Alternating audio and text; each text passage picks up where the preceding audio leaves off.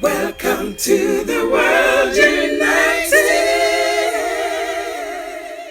Welcome to the World United. The guru should allow his so-called students or followers to learn from other gurus. A true guru sends his students and followers to other gurus so that he becomes himself, not a blueprint of his own guru. Like a tiger cub, if he stays throughout the life with the mother or father tiger, he or she can never learn hunting skills.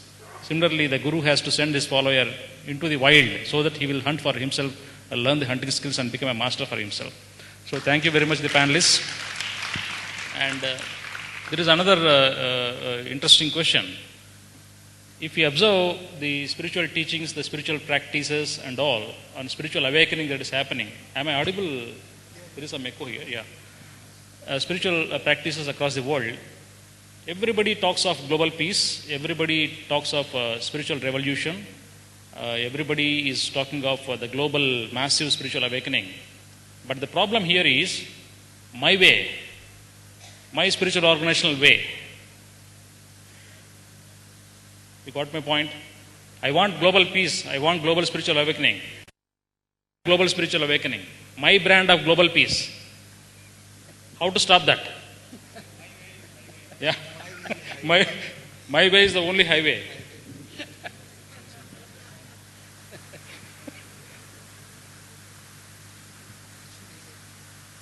Is my question clear? Yeah. Shall I repeat the question? There is a mountain, Mount Everest at the top point. From Bangladesh side also we can reach. From the India side also we can start. From that China side also we can start. So many ways are there, but reaching point is the Mount Everest top point. But if we reach Mount Everest top point, is it we got the total Himalayas experience? No.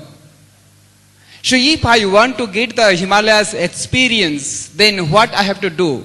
I have to cross over the Mount Everest top peak point. From the space if I look, then only I can see the top total Mount Everest.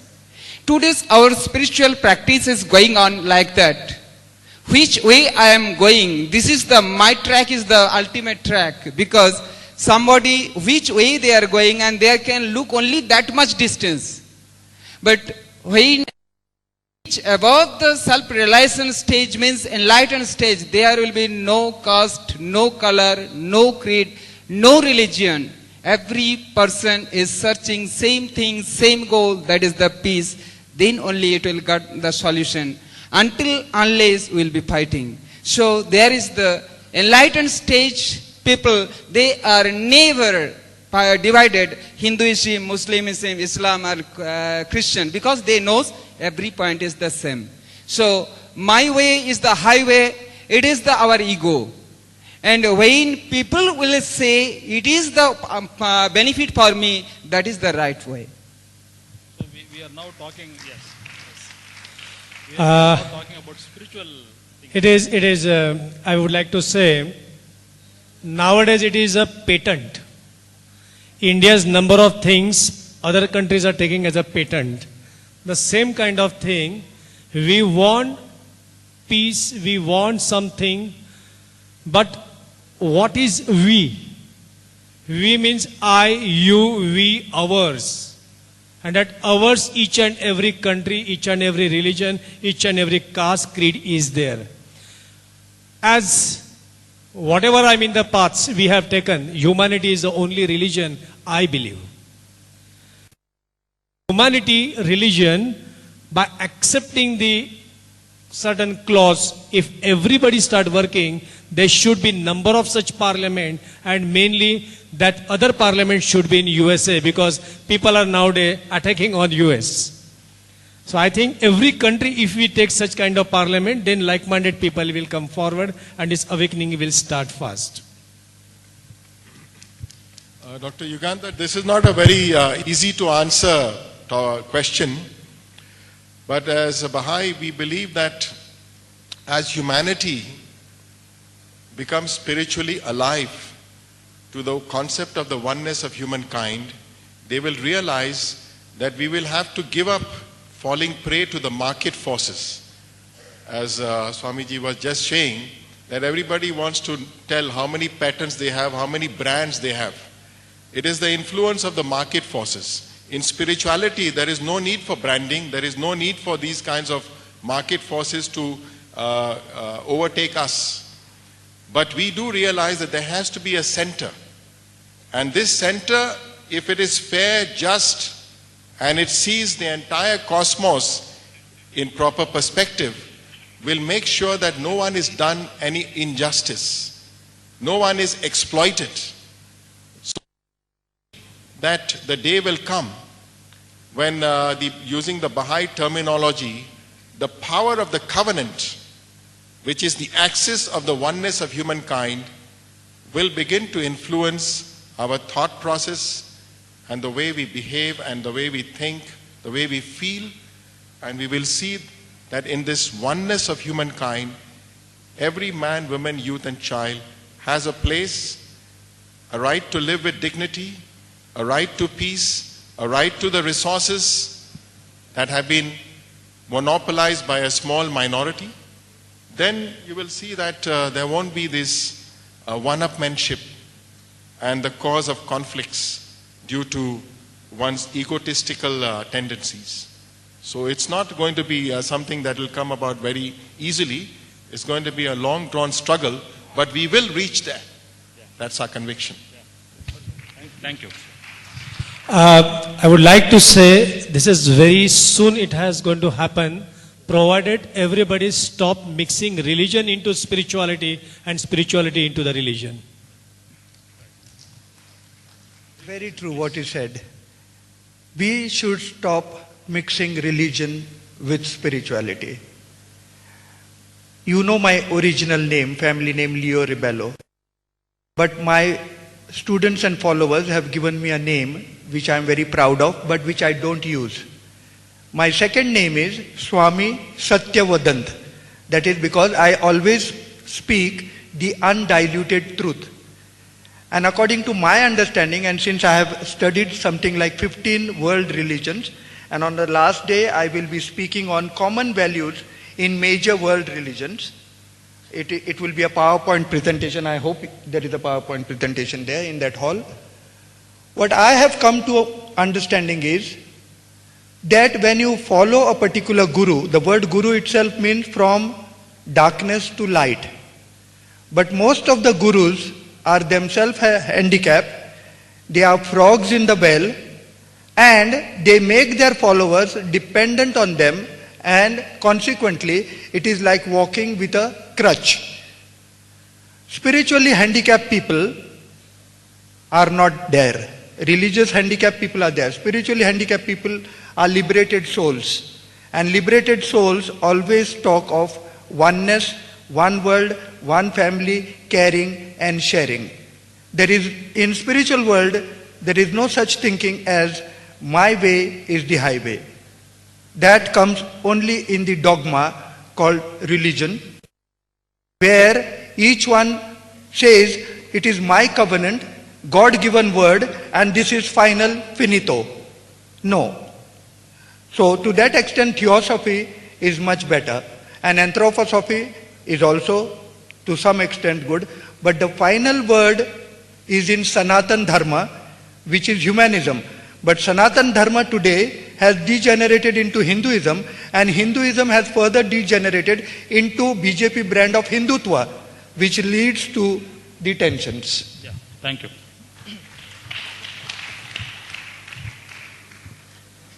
Now I'm hearing two questions here.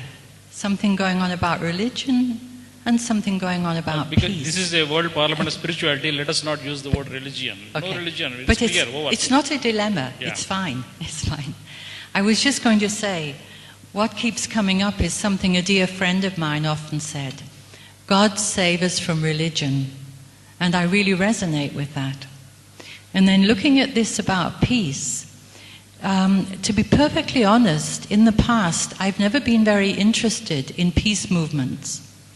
Because what I often saw was a lot of people fighting for peace, a lot of people, peace, but my way. And people who were not really awake, and it was something the Buddha should have said. I hear the Buddha said, the bodhisattva who thinks he's a bodhisattva is no bodhisattva. In the West, you could say the person who thinks they're a light worker is no light worker. And if you think you're a big peacemaker and you're very identified with this play, this role you're playing, you kind of get in your own way. And of course, I would say the solution to all of this is also actually what is happening. That people are understanding it's time to wake up. They're understanding that how to realize the true nature. It's like the real spiritual teachings are becoming stronger and stronger. And this, I feel, is the solution to all of it. And now we really have the opportunity to live peace, because we have to be the peace within to be able to create it. Thank you. I like your my way or the highway. I think that it shows the net and the traps of the ego. It's a system that have trapped us and educated us to our smallness, into being into fears and so much limitation. But that doesn't change that light has no limitations, that God is infinite, that God is light, and it's up to us to move beyond my way or the highway, to move above, to raise ourselves in vibrations, to embrace our divinity so we can enter heaven and heaven and earth can merge.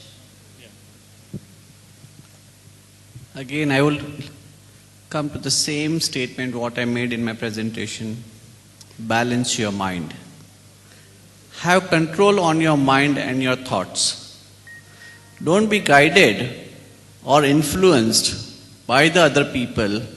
Don't give the control of yourself in the hands of other people whom you are not sure how able or disabled they are. If you are sure also you can give. If you are sure, can you give your mind? Still, retain the control of the mind in your hand, and balance it with that so that you become your guru. Don't try to surrender yourself to anybody else.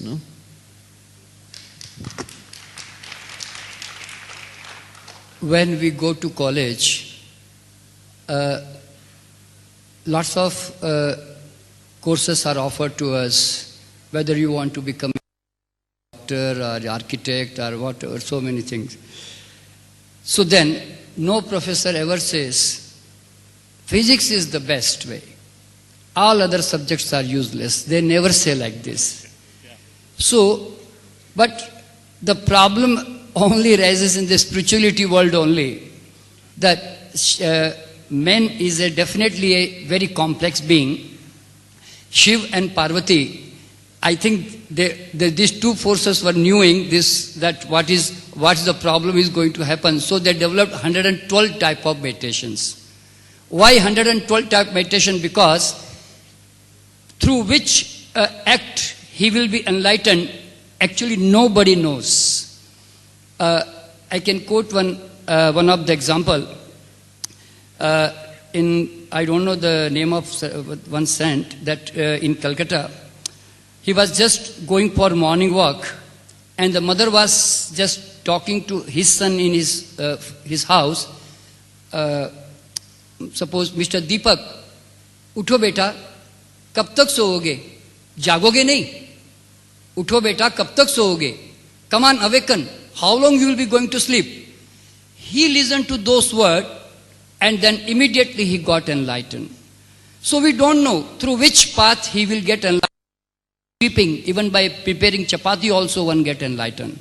So therefore there are so many different ways. I think because of that only Shiv Parvati created 112 type of meditation. So what I feel, a guru must guide his disciple not to follow his path, not to become a copier, not to become a follower, but he must he must help him to choose his own path. This is what my observation. Yes, thank you. So there are many meditation techniques. Some people say 112. If you go to Himalayas, I heard from a spiritual master that he knows 3 lakh meditation techniques. So, of course, for me, as is the size of the population of the world, so is the number of meditation techniques.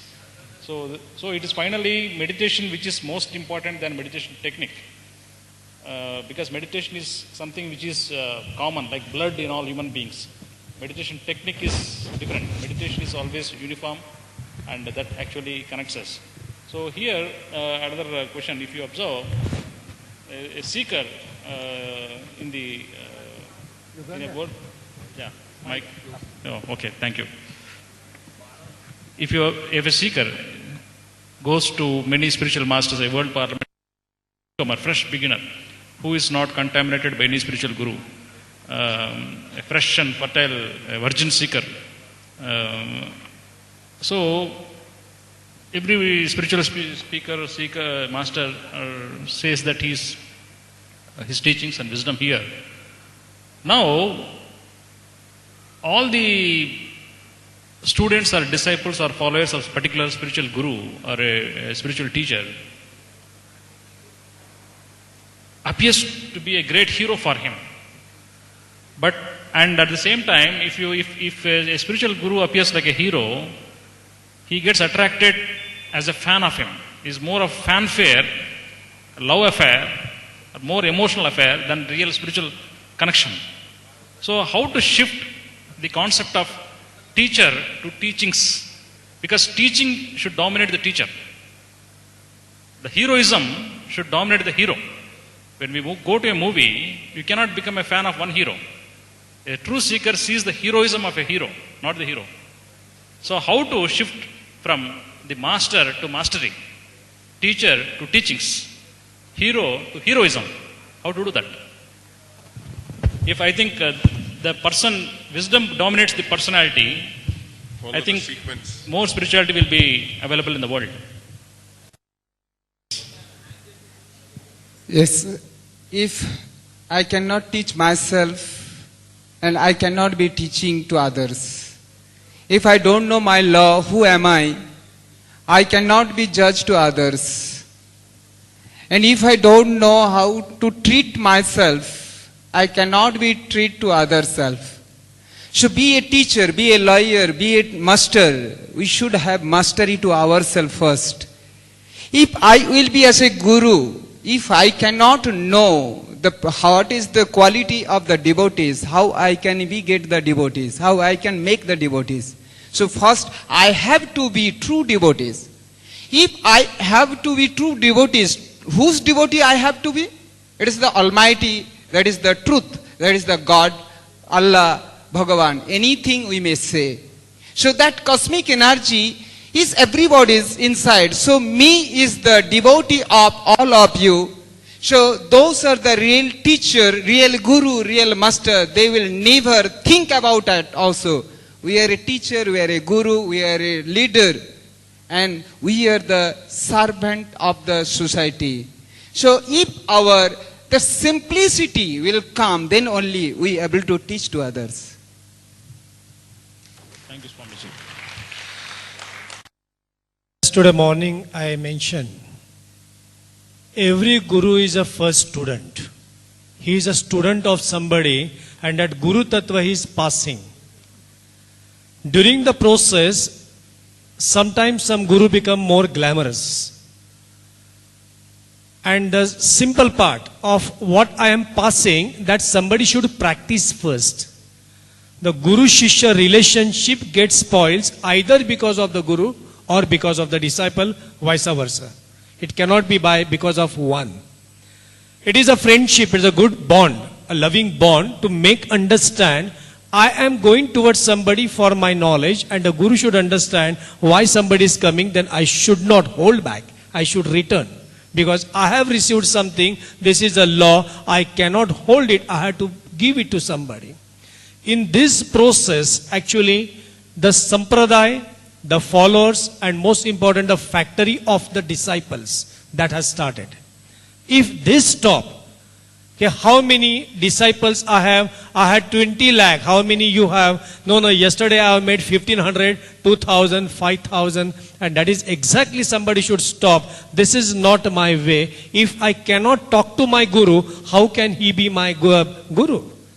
There should be a good communication, and the moment disciple understand is not correct for me, then he should take the another path. And as rightly Dr. Sharma said, why not? I mean, a guru should make many other gurus. Then only the whole tattva can be distributed. Thank you.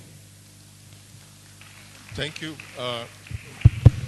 As I understand it, the path to heroism is through selfless service and self-forgetfulness. In our study circles, we are taught that in walking the path of service, we have got to walk that collectively. Because in the days for individual, so-called that word salvation or individual self-realization have outlived its time. It is in the collective self-realization of who we are as one humanity that the world will be saved, that the world will find new meaning and transform itself. In the past, because we didn't have the kind of communication system, the kind of understanding of peoples of diverse cultures, spiritual backgrounds, religious denominations, etc., etc. So it is in walking the straight path and doing it collectively that we become true embodiments of the teachings of that guidance. And this is the way I understand it. And I feel that the spiritual masters and the gurus also need to impart this aspect to their followers or disciples rather than projecting their own personal image and personal accomplishments. Because we want universal spirituality to transform the whole world. Thank you, Dr. Merchant. To the very incisive question of Dr. Yugandhar, I have an answer in my poem, which is published in this book. This is my 41st book. Leave your crowded, dying cities to live in remote villages, to learn the art of living from the simple folks in tune with nature. Walk with them barefoot if need be. Eat what they eat. Learn from them the art of survival. Trudge with village women miles and miles to fetch water, singing to overcome fatigue and pain. Sleep under the starry sky, listening to music of the night. Wake up in the morning with birds and bathe to rejuvenate in the river. After imbibing from these simple folks the simple facts of life, build on what they have. If you have something to teach, teach by example. Not something fanciful, but useful. Teach by showing, learn by doing. Not a showcase, but a pattern. Not odds and ends, but a system. Not piecemeal, but an integrated life. Not to conform, but to transform. Not relief, but release from bondage. Both yourself and them. Let the peacock dance in full splendor. And you know when the peacock dances? Peacock dances when there is rain, when it feels happy and secure. To the question raised by Dr. Merchant on sharing, I have a very good anecdote from Africa, where they practice Ubuntu.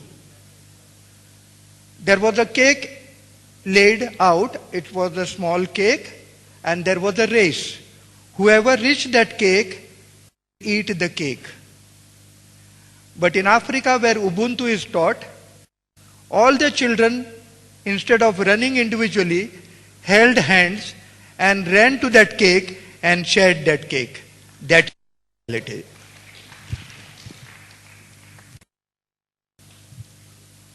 A teacher imparts knowledge, and a teacher can also impart the knowledge that can help someone awaken to their true nature.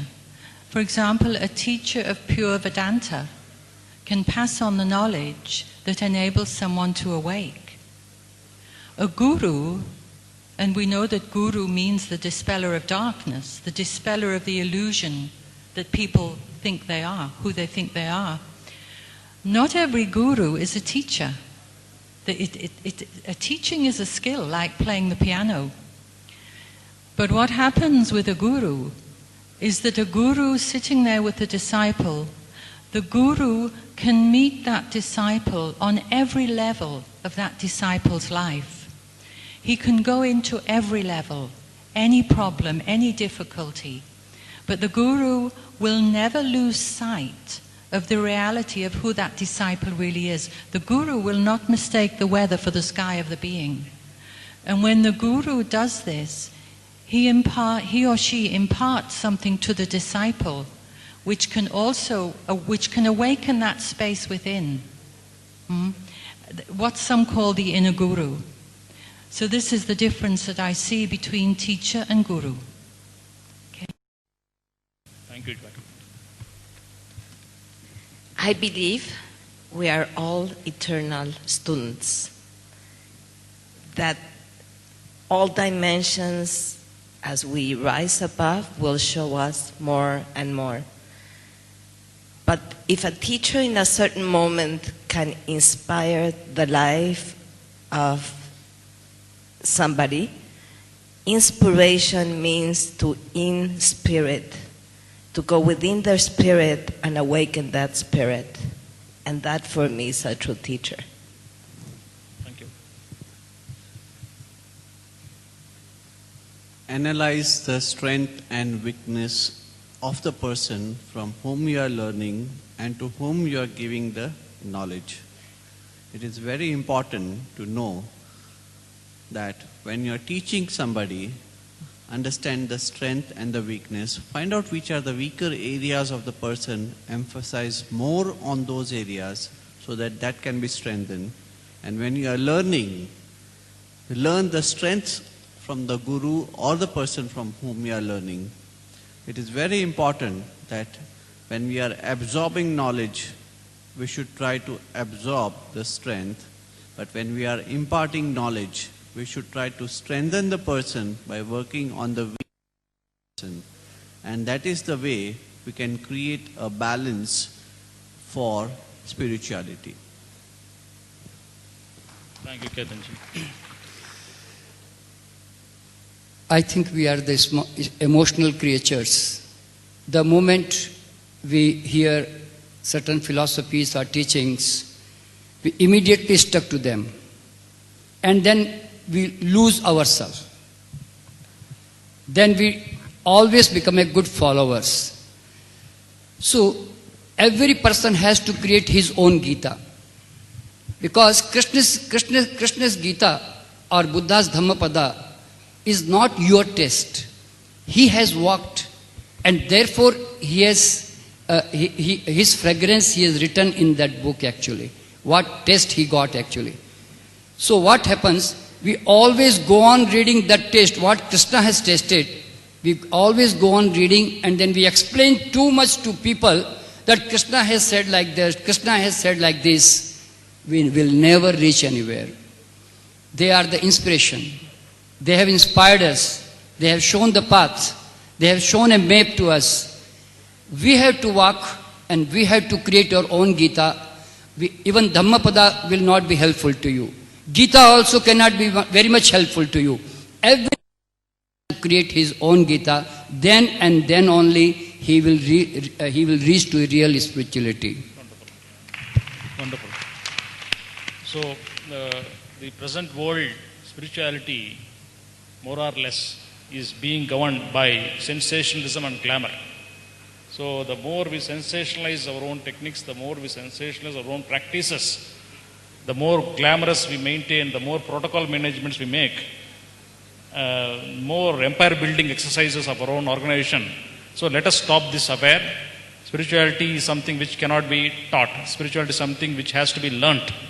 So let us close this panel discussion as the time is up, and our great Kuchipudi icon of the world, Mr. Madhavapeddi Murthy, Kalaimamani Madhavapeddi Murthy, with his team is ready to enthrall with his scintillating performance. Thank you, panelists. Thank you, sir. And something like this would never have happened unless few spirited individuals came together. And I do really appreciate Dr. Yugandhar, Dr. Karthikeyan and all their team for putting on this wonderful show. Thank you. Namaste. Couple of announcements from our end. This program is being telecasted on TV5 Live and is also available at online www.tv5news.in. And every morning from 9 to 9:45, there's a little bit of confusion as to who's speaking where. So I thought I'll come in the program. We have workshops happening at all the 5 places. Starting from Dr. A.K. Chatterjee, who will be addressing in Hall 1. Makako Tamaris will be addressing in the lawns. Sadhguru Mangdesha on Healthy Body, Divine Soul will be addressing in Hall 3. I call upon my colleague to announce for the panel discussion.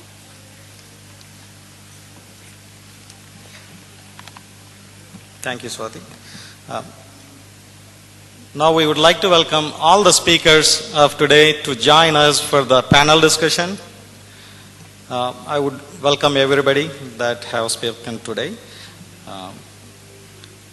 Sri Datta Swami, Dr. Faith, Paramahamsa.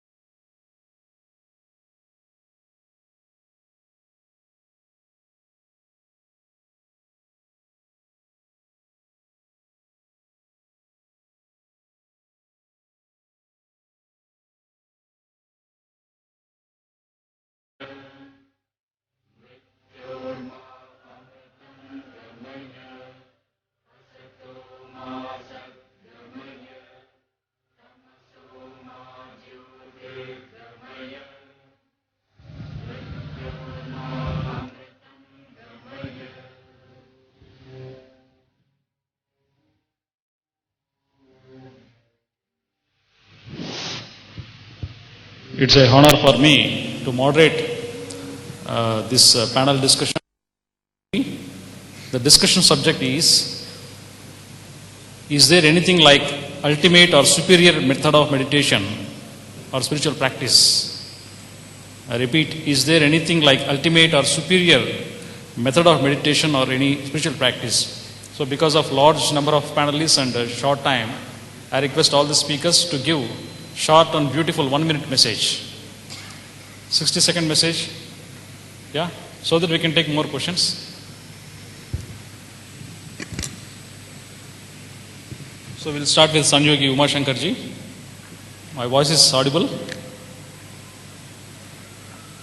In the present world, if you observe, most of the so-called spiritual organizations have branded their own style of meditation technique. The uniqueness of the organization has become synonymous with that meditation technique. The USP of that spiritual organization is the technique. And every organization claims that their technique is the most superior or most ultimate.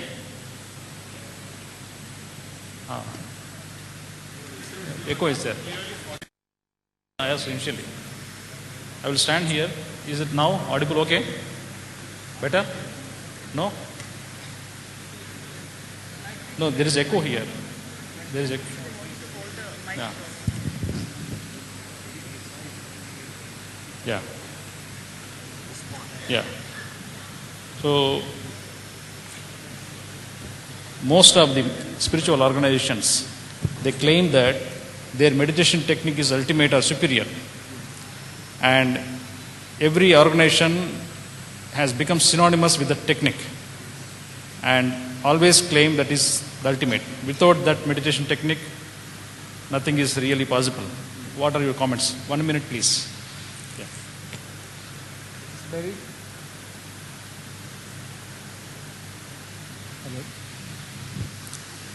It's very interesting. Yes. Most of the spiritual organization, they are talking, this is my technique is the best technique. Yes, all technique is the best technique, which is suitable for you, for us, that we have to choose. All techniques are the final ultimate is reaching to the same goal. What is the peace means ultimate truth. So, may there some kind of limited knowledge, we can say it is mine is the ultimate. It is not true. Which is every technique is the purpose to reach to our same goal. It is which is suitable for me or others. We have to choose. Yes, Sadhguru Mangesh Daji. According to me, meditation cannot be teach. Meditation is basically an observation. If an artist is doing a painting, she is meditating on that paint and the color. If an artist is dancing, is meditating. Same thing, even if somebody is focused on one particular object, that is meditation. So one particular path cannot say that my path is superior if we are getting the benefit from our observation for our intensity of the mind, that is more important. Thank you. Thank you. In the Baha'i faith, our beloved Master Abdul Baha explains it very beautifully. He says prayer and meditation go hand in hand. Prayer can be in thought, words and deeds. In prayer you converse with the divine, with God, and in meditation you converse with your own spirit. You put questions to your spirit, and the inspiration that you have got from the words of prayers will help you to find answers within. Thank you. Yeah. As the holistic healer since 1978, I have studied various forms of meditations and taught. The meditations which I have learned and taught are Raja Yoga meditation, Brahma Kumaris, Preksha meditation, Jains, Transcendental meditation, Maharshi Mahesh Yogi, Buddhist meditation which Jesus Christ too practiced in the 40 days of fasting, Patanjali meditation which we all know, and Tantra meditation of Kundalini awakening. Then there is what is known as, which I have designed, walking meditation. And this I have derived from Preksha meditation of Jains, where the Jain sadhus in the enlightened form stand on one leg and meditate without falling for hours together. From that, I designed what is known as walking meditation, because daily we take on an average 20 steps. And when the women walk with those high heels, they take 24,000 wrong steps, which lead to misalignment of the intervertebral column, and consequently the 32 pairs of nerves that go and link to various organs leads to disequilibrium. Dr. Ravello, the question is there anything like superior technique? Which one is superior, which I have already answered. The superior meditation is Kundalini awakening Tantra meditation. And then there is finally one meditation which I learned at Rock Memorial in Kanyakumari. And the same experience I got in Bombay. It is called instant meditation, where you sit in Rock Memorial, close your eyes, in 1 second you get instant meditation. According to me, that instant meditation is superior. Thank you. Yes, dear Jacqueline. I would say that any technique that helps to take somebody closer to the truth of who they really are is a valuable technique. And I would also say that any technique where the actual goal is included in that technique could be called a technique with a capital T. For example, has to do with witnessing, of being aware of who you really are, not mistaking the weather for the sky of your being, as I was talking about. So any technique that contains the goal in the technique, I would call it a technique with a capital T. Thank you. Yes, please. I believe that it doesn't matter what branch we use of the tree. It is about how we get to the root of that tree, which is nurturing the whole branches. If it's the arts, meditation, and prayer, they all have the power to reveal the divinity within us. What is the purpose of meditation? Meditation is to improve our concentration and to align our mind and body. So according to me, whatever helps us in improving our concentration, that is the meditation that we should do. And even in Raj Yoga, concentration is considered as the sixth step to the path of meditation, which is the perfect meditation. So concentration is the one that helps us to improve, is the perfect meditation. And from the acupressure point of view, liver and lungs strengthening can improve the concentration, which can lead to meditative stage. Thank you, Dr. Ketan Shah. We have to choose the meditation according to our nature. What type of person we are? Are we emotional? Are we logical? So, logical people will never go for emotional type of, surrendering type of meditations. And the surrendering emotional person will never go to logical type of meditation like Buddha, like Krishna or Patanjali. They have all attained their enlightenment through the Jnana Yoga. So what I feel, according to our nature, we have to choose whether you have to go through Bhakti Yoga or you have to surrender to yourself, and or you have to pass through the Jnana Yoga. So for me, in my view, awakening is the ultimate is the meditation. And if we are living with the unconsciousness in ignorance, then we are the worldly people, that's all. So therefore, ultimately, do the meditation which can enlighten you with the loss of nature and yourself. That's all. Thank you. Thank you, Sharmaji. So meditation is something which cannot be taught.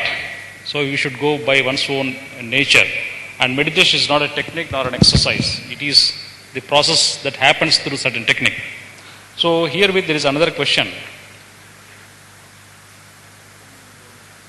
100 years back, from 500 AD to till 100 years ago, there has been so much of bloodshed in the world in the name of religions, so much of massacre because of religious disharmony, religious fundamentalism turning into extremism and terrorism. So with the past, in the past 100 years, there is so much of spiritual awakening.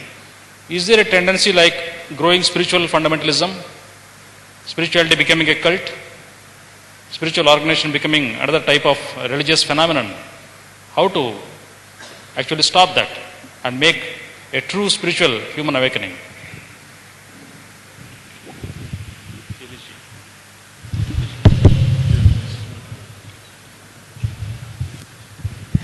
This is a very good question. Actually, today there is a meditation at our spiritual leaders. We are making a political issue like that. This is actually, yes, very, very important question, how to stop this. It's because of that our awareness also we have to develop. And who has, this is from my childhood, one thing was there. I have no right to say anything which is I have not practiced. So that is my ultimate, that, so today's, how we can stop this? This is that we have to awake our awareness, which awareness can catch to that who is guiding to us, different, which angle. So if we could not find out, then it is creating problem. But it is tough to stop also. But slowly we have to develop our awareness, and that our awareness can bring us to our right direction. Thank you. Before I answer this, one very serious point connected to this, I would like to share. With my Guruji, I was one of the Kumbh Mela. And if some of you remember, in that Kumbh Mela, there was a big battle. Whose Akha should take the first dip into the water, and some group, they took the sword and they literally killed other people. I am a witness of it. Here the question arrives, why people gather towards that holy place and take a dip? And when we are, after just coming this January, we are celebrating this 4th Kumbh Mela. The spiritual sampradayas, they are fighting. And at the same time, the other people, they are also fighting. What is the difference? So spirituality, this is exactly the platform where I feel the water is a water. Whether I take a bucket of water and I connect myself to the Almighty with a lot of prayer, and I take the deep or I take the bath, it is equivalent. Ganga is in my house. In Mumbai particularly, I would like to share just Ganeshotsav Mandal. 364 days, 65 days, we are keeping the Ganesh Lord statue and we are praying. But when the festival comes, people, they go into the queue, and whose Ganesha will give more benefit, and whose Ganesha is really praying for the something that is understand. We have a Ganesha, but the unity via this festival one should celebrate. Spirituality is awakening. This is exactly the eye-opening. That is what I feel. Thank you, sir. Yeah, thank you very much for this question. Spirituality is universal. I believe that most of the conflicts are due to the egotistical nature. The ego is the main cause. And we become slaves to our ego when we do not live by the teachings of the Dharma. Because the Dharma is what provides us the mystical experience of connecting to the divine. And in order to do that successfully, one has to express humility. If we are in a state of learning, if we are in a state of reciprocity and friendship with all, then I believe there is no reason why the sentiments or emotions of hatred, of war, of conflict should arise. So unfortunately, materialism coupled with the egotistical tendencies in human being have been the cause of the shedding of innocent blood. Otherwise, religion or dharma has always provided us the mystical teachings to be subservient and to live by the teachings of divinity. Yeah. Thank you. Yeah. Good question brings good answers, and you have seen that. 35 years ago, when I started my practice as holistic healer, I started teaching yoga and meditation in the church. And there was a lot of opposition to me. They say, you are talking about Hindu religion to us. Get out from here. I said, yoga is not a religion. It's a way of life. It helps you to become from an ordinary human being into a superhuman being. It joins your individual soul to the universal soul. Then there was silence. Then I told them, in meditation, if you think that I am talking against your Christianity, they said, what do you mean, your Christianity, you are not Christian? I said, yes, I was born into a Roman Catholic family, very orthodox, but I don't believe in any ism. I have gone beyond that. My wife is a Parsi. I have not converted her. I have not Christianed my two sons. Even in the school admission form, and they went to church school, mind you, I have written religion not applicable, caste not applicable. Later on, I wrote a booklet on yoga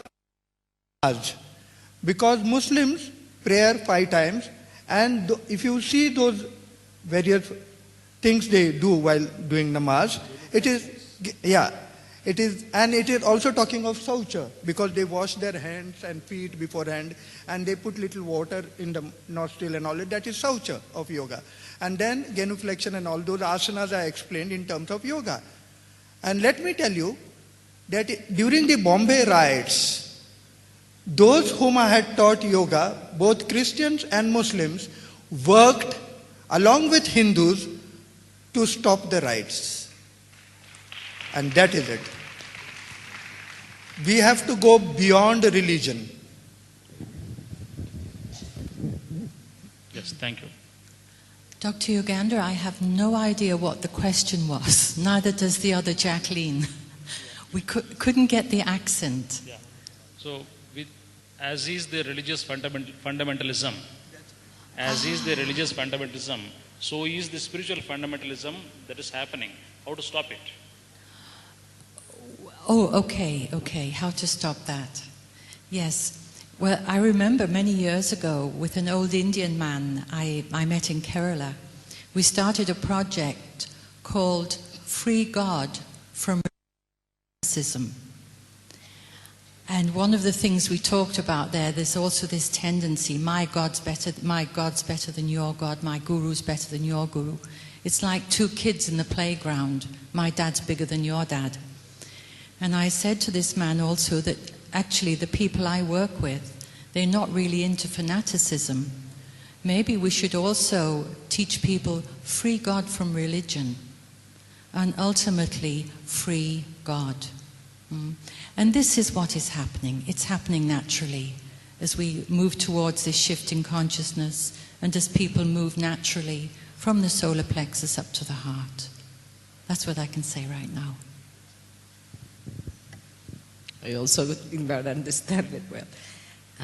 I believe that we live in a time that our darkness is being very nurtured and our light is not that revealed.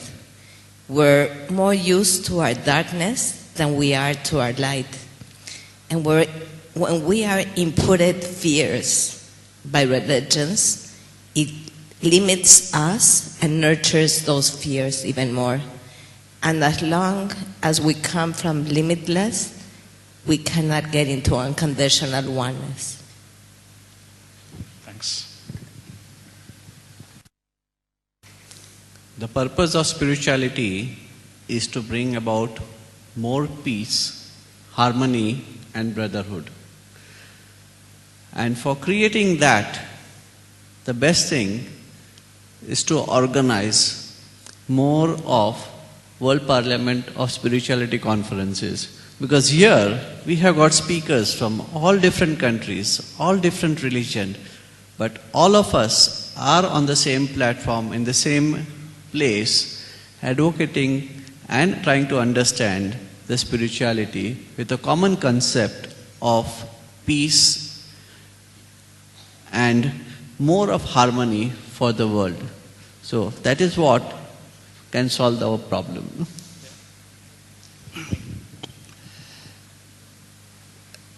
I don't understand how one person can become a spiritual until and unless he's all the time living in a shell of Hindu, a Muslim, a Sikh, a Isai, a Christian. So he's already locked himself in a shell. So I don't think that any person living with certain religion or certain this all casteism, he can become spiritual. The first step towards the spirituality is that he should recognize that we are just human beings and these are just colors imposed by our parents or our society, that's all. And then secondly, all guru, they want to make followers. They don't want, when they recognize their own wings, normally they don't allow others to use their own wings. They must initiate that if I have recognized my own wings, then you should also recognize your wings. I have searched my own sky, you must also search your own sky. So Guru means he must make the Guru, not the followers. The moment we become the follower, we die ourselves, we actually totally what's called block ourselves. Therefore, we cannot open then, because we are using all the thoughts and philosophy of another person which is not of your taste, which you have not tested so far. So therefore what happens? The follower never reach anywhere. So one has to become his own self-master. So I have written one poem in Hindi. Ishara is a guru. इशारे पे मत लटक, स्वयं के गुरु को जान, दूसरों के पंख क्या काम के, अपने पंख पहचान. Wonderful. So there should not be anything like spiritual fundamentalism. Every human being needs to get awakened in his own way and practice. And every guru